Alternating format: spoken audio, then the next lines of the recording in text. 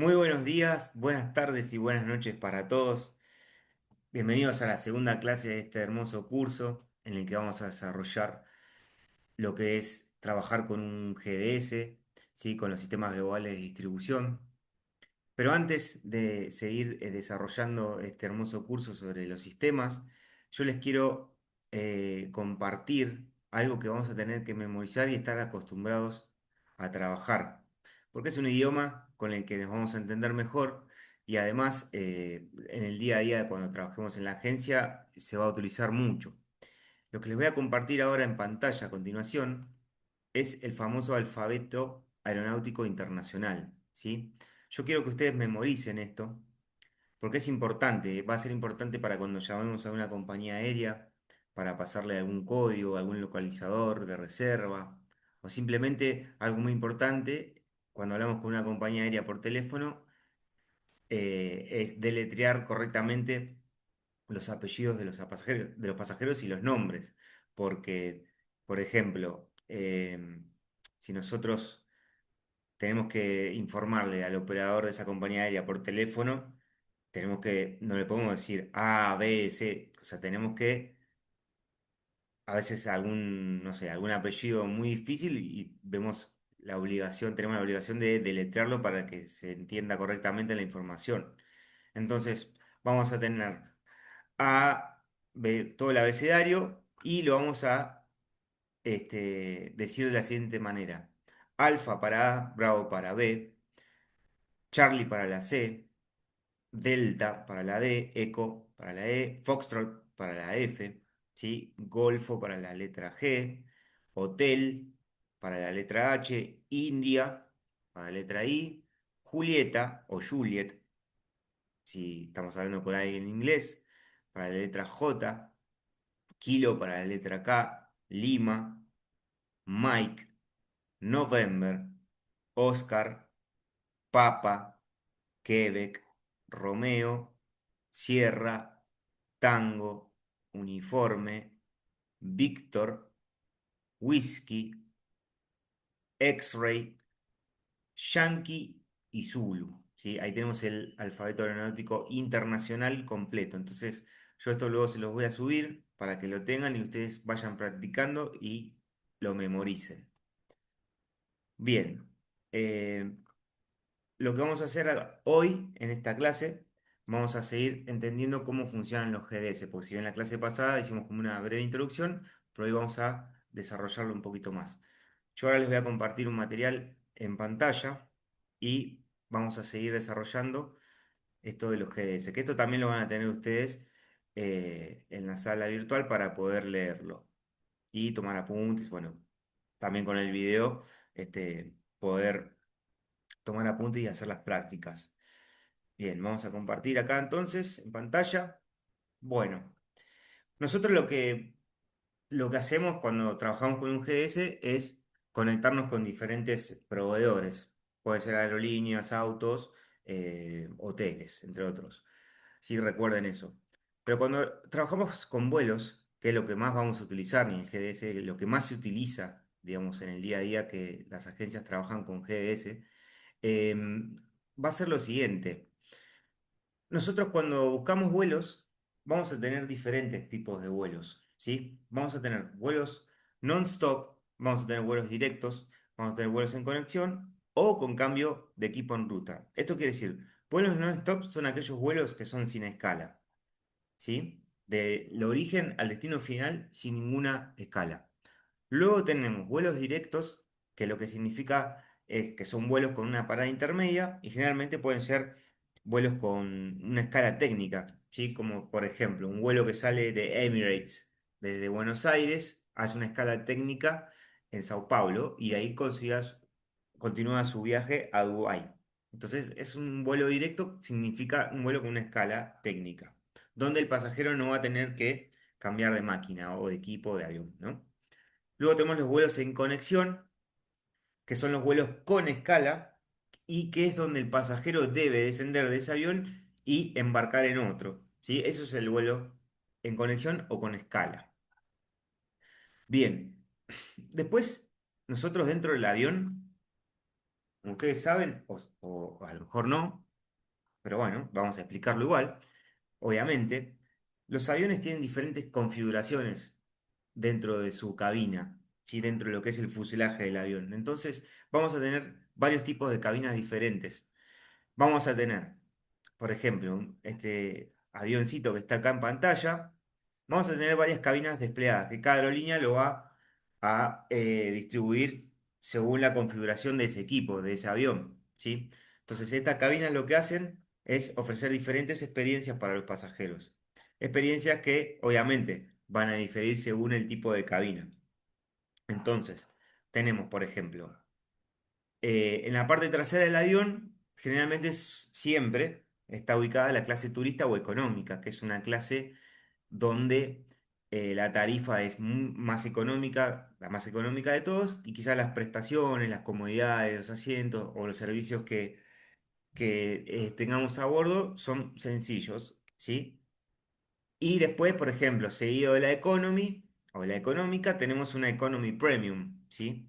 La Premium Economy es una categoría con un poquito, con un poco más de mejores prestaciones que la Economy, ¿sí?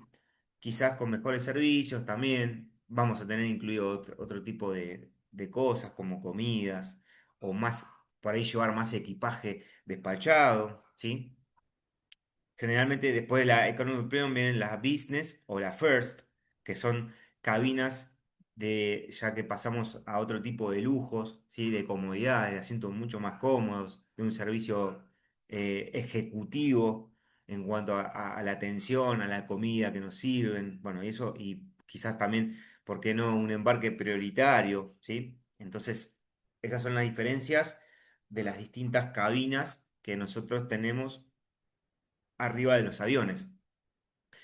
Acuérdense que hay muchos tipos de máquinas de aviones y no todos van a tener la misma configuración. Pero bueno, una generalización de cómo las aerolíneas más grandes comerciales pueden distribuir sus cabinas.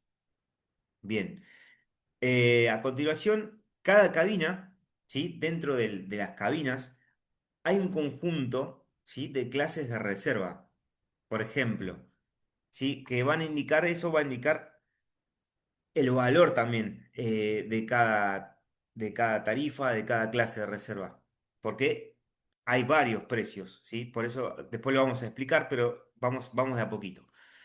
Por ejemplo, en este avión vamos a tener un conjunto de clases para la cabina económica y otro conjunto de clases, por ejemplo, para la cabina de business, ¿sí? Eh, entonces, por ejemplo, la clase Charlie, vamos a hablar en idioma de alfabeto aeronáutico, la clase Charlie, ¿sí? Por ejemplo, es para la business, mientras que este grupo de clases, como la Yankee, la Mike y la Bravo, pertenecen a la cabina económica. Bien. Acá, por ejemplo, vamos a tener un ejemplo más amplio de las diferentes clases que vamos a poder encontrar en una cabina economy, en una premium, en una business o en una first, ¿no? Depende de la configuración de esa máquina. Bien, entonces, ¿por qué vamos a tener diferentes precios? ¿Sí? Acuérdense que las aerolíneas venden diferentes experiencias para los pasajeros y cada una de estas tarifas o clases de reserva tienen restricciones e inclusiones, ¿sí? Y cada tarifa va a diferir según el precio de esas restricciones o inclusiones, ¿ok? Que van a ser quizás tarifas más permisivas, menos flexibles o más flexibles, ¿sí? Por ejemplo, vamos a tener inclusiones como ser cambio de fecha de viaje, comidas, equipaje en bodega, equipaje de mano, sin cargo y las restricciones como la fecha de compra anticipada, equipajes con cargo, sean facturados, o sea, en bodega o los famosos carry-on, los que llevamos a bordo del avión. Bien, por ejemplo, una restricción común va a ser la fecha de compra anticipada o más bien conocida como Advanced Purchase, el AP, Alfa Papa. Esto restringe con la anticipación con la que un pasajero tiene que comprar ese ticket, ¿no? Ese pasaje. Entonces, por ejemplo, vamos acá a ver un ejemplo de restricciones de compra anticipada, de fecha de compra anticipada, por ejemplo.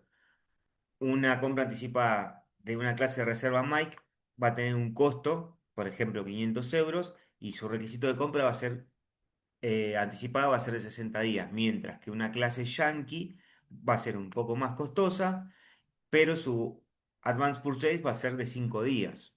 Entonces vamos a desglosar un poco qué es esto del Advanced Purchase, ¿sí? Una AP de 60 días requiere que ese billete o ese ticket se emita 60 días antes, mientras que uno de 5 días, por lógica, va a tener un lapso de tiempo más corto para que se emita. Entonces, debido a que la reserva que tiene una P de 60 días tiene un requisito de compra de 60 días antes del precio del pasaje, es más barato. Si el pasajero no va a poder comprar ese pasaje de 60 días antes, con ese AP, va a tener que comprar o elegir uno que tenga un AP más corto. Naturalmente va a ser más caro, pero quizá pueda ofrecer una mejor opción para el pasajero que necesita más flexibilidad en cuanto a los cambios, cancelaciones, etcétera. Entonces, al hablar de inclusiones, nos vamos a referir que una clase de reserva o una tarifa puede incluir la comida o el equipaje en bodega y otras cosas. Entonces, las aerolíneas utilizan estas restricciones e inclusiones para crear ofertas que varían según el pasajero, ¿sí? Y la época del año, lógicamente. Estas ofertas, las compañías aéreas las usan para controlar sus ingresos y presentar diferentes ofertas mediante el tipo o mediante los tipos de cabina, ¿sí? Esto le va a dar a los pasajeros una comprensión de la experiencia en general del viaje y tener una idea del precio que se espere por ese pasaje, ¿no? Bien. Entonces, cada clase de reserva va a tener una tarifa y a su vez esa tarifa va a tener un código de tarifa, una base de tarifa. Entonces vamos a entender también por qué son diferentes los precios en base a esto.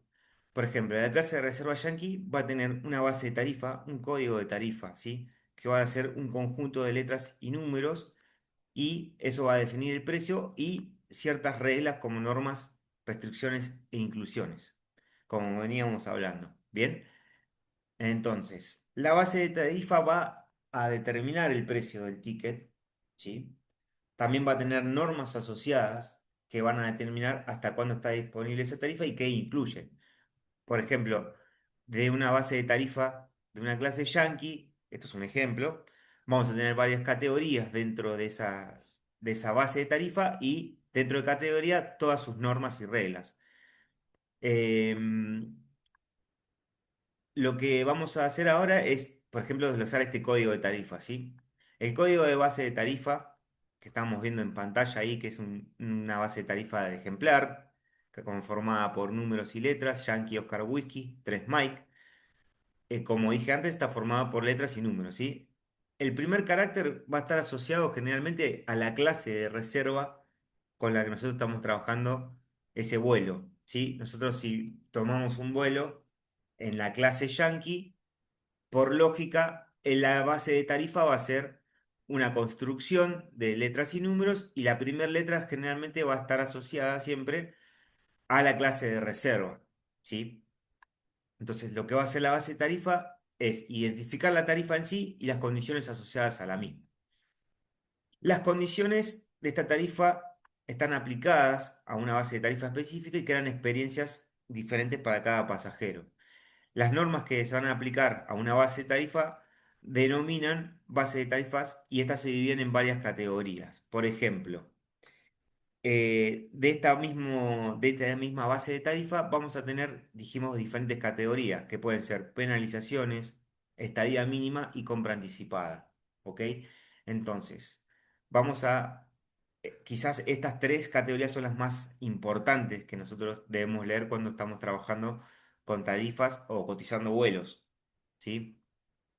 Por ejemplo, la categoría de penalizaciones que creo yo es la más importante. En esta categoría lo que vamos a tener es las penalizaciones y acá la aerolínea va a determinar si permite cambios o cancelaciones, ¿sí o no? ¿Ok? Por ejemplo, en esta categoría de penalización de esta base de tarifa, dice que no se va a aplicar ningún recargo por cambiar el vuelo, por hacer un cambio de fecha, y no se va a aplicar ningún recargo por cancelar ese ticket. Que cancelar ese ticket puede ser mandar a devolución, que el pasajero diga, che, yo no voy a viajar, quiero que me reintegren el dinero. Entonces, si la política de la tarifa, la norma, lo permite, nosotros vamos a cancelar ese ticket y le vamos a reintegrar al pasajero el dinero. ¿Ok? Luego, como dijimos, tenemos la compra anticipada, que ya estuvimos hablando, de Advance Purchase, que define la regla para la reserva y la emisión de los billetes. ¿Cuándo debe realizarse esa compra? ¿Cuándo se debe emitir ese ticket? ¿Sí? Por ejemplo, acá dice que la compra anticipada debe realizarse la reserva al menos 30 días antes del viaje y la emisión debe completarse en un plazo de 2 días luego de realizar la reserva.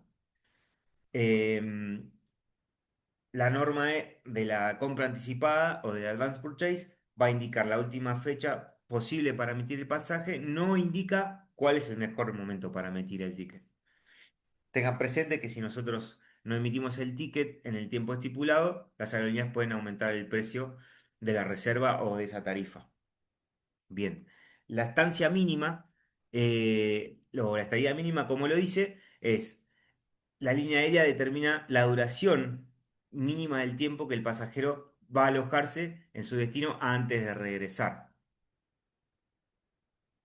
Bien, vamos a seguir entonces con los códigos de estado. ¿Qué son los códigos de estado? Nosotros cuando tomamos segmentos de vuelo en un PNR, en una reserva, lo que vamos a tener es que cuando se busca un vuelo y se ingresa a la reserva, este va a devolver un código de estado, ¿sí? ¿Qué es un código de estado entonces? Los códigos de estado nos va a indicar si una reserva se confirmó, si hubo un cambio de horario o si simplemente vino cancelado. El código de estado va a venir conformado de dos letras y un número. Las letras van a indicar la acción, que puede ser la confirmación, el cambio, la cancelación, mientras que el número va a indicar el número de acciones, ¿sí? Acá tenemos un ejemplo de los códigos de estado que más vamos a ver en las reservas. El más famoso es el Hotel Kilo, ¿sí? Que es confirmación. A veces vamos a ver, por ejemplo, este que es uniforme Charlie, que va a ser que el vuelo está denegado, que no se puede comprar, no se puede vender. Entre otros más, otro muy famoso es el Hotel X-Ray HX, que es la cancelación, cuando tenemos una cancelación, o también puede ser un uniforme noviembre, un UN, que el vuelo no está operativo y que puede ser que no esté operativo porque la aerolínea cambió o hizo una reprogramación. Son un conjunto de códigos que nos van a determinar, sabiendo qué es lo que significa, vamos a saber si el vuelo está operativo o no, si hubo un cambio, etcétera, etcétera. No solo para los vuelos, los códigos de estado se utilizan también para los diferentes servicios que uno contrata por la aerolínea, como ser, por ejemplo, los asientos que tomamos o si sumamos algún servicio extra como una valija, ¿sí? Por ejemplo, acá tenemos Hotel Kilo 1, ¿sí? Como un ejemplar que supongamos que nosotros somos un pasajero en la reserva, entonces el número de acción para este código va a ser uno porque es un pasajero, pero supongamos que si tenemos dos o tres pasajeros, el número de acción sería para tres pasajeros, Hotel Kilo, tres acciones, ¿sí? Una acción, que va a ser la confirmación, y la cantidad de acciones. Si es un pasajero, va a ser uno, y si van a ser varios pasajeros, por ejemplo dos, va a ser Hotel Kilo 2. Bien, entonces, los códigos de estado son la forma más eficaz que tienen las aerolíneas para comunicar a las agencias de viaje. Después de reservar un servicio, en la reserva se va a enviar un mensaje automáticamente a la aerolínea y esto esta la que lo que va a hacer es confirmar o negar esa solicitud y va a actualizar ese código de estatus.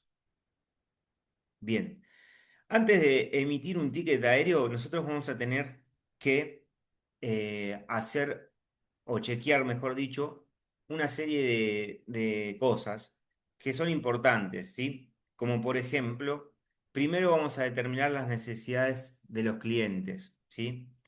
Luego leer las reglas de las tarifas, hacer la reserva, cotizarla, recibir el pago y hacer una comprobación final. Bien, vamos a desglosar todos estos puntos.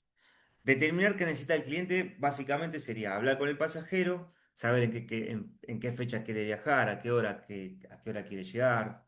Por ejemplo, si quiere viajar en turista, si quiere viajar en premium, en business, ¿sí? Depende del pasajero. Entonces, seguido a esto, vamos nosotros a proceder a buscar los vuelos, vamos a leer las reglas de tarifa de las clases disponibles que encontremos, ¿sí? Para determinar si eso satisface, si esa clase satisface con las necesidades del cliente. Y cuando hayamos encontrado la mejor clase para el cliente, le vamos a tener que informar las reglas y obtener su confirmación. Vamos a hacer esa reserva, verificando que se han introducido una serie de elementos que son obligatorios, que son requeridos, y vamos a obtener un localizador de reserva que es bien conocido como el Passenger Name Record, el PNR. El PNR es la reserva. ¿Sí? Luego vamos a cotizar la reserva, vamos a fijar un precio con un parámetro que le vamos a dar al sistema. Y una vez que nosotros tengamos el precio y el cliente lo sepa, y si él nos confirma, vamos a recibir el pago del cliente y ahí recién vamos a poder emitir el ticket. Si no recibimos un pago, nunca vamos a emitir un ticket. Siempre nos vamos a asegurar de que el, el pago esté hecho para poder emitir ese ticket. Bien, y antes de emitir ese ticket, lo que vamos a hacer es comprobar que todo esté ok, que están todos los elementos introducidos y ahí recién vamos a poder mandar a emitir o emitir ese ticket. ¿Qué es la comprobación final que vamos a hacer? Entonces, siempre vamos a seguir la política de la aerolínea y de la agencia de reservas, ¿sí? De la agencia responsable que va a emitir esos tickets. La tarifa no va a estar garantizada hasta que se emita ese billete, porque la aerolínea a lo mejor puede aumentar el precio de esa tarifa en cualquier momento antes que nosotros emitamos. Eso suele pasar. Entonces, se deben leer atentamente todas las reglas de la tarifa.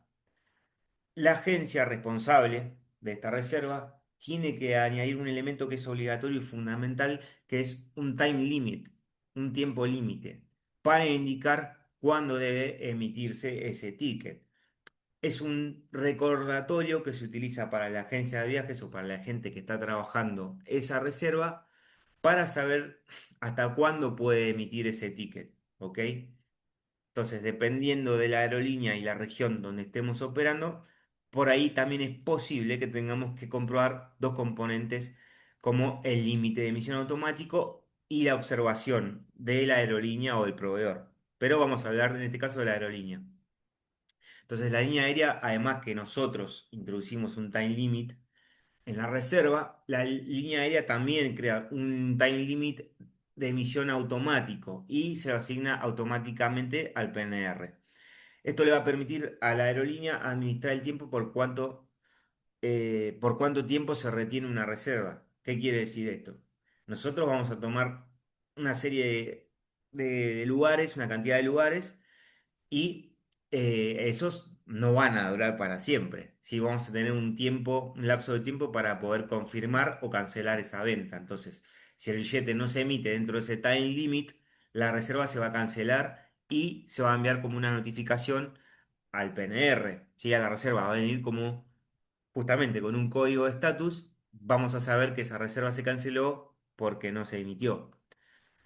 Y después tenemos la observación, que es también algo parecido a un mensaje que se ingresa automáticamente por robot desde la aerolínea, que se lo conoce como un mensaje SR, ¿sí? Un mensaje de solicitud de servicio, que es un mensaje que también podemos generar nosotros, pero también las aerolíneas nos pueden poner diferentes mensajes o SRs para recordarnos a nosotros el tiempo límite de esa reserva, para indicar un nuevo tiempo límite si nosotros ya habíamos ingresado otro.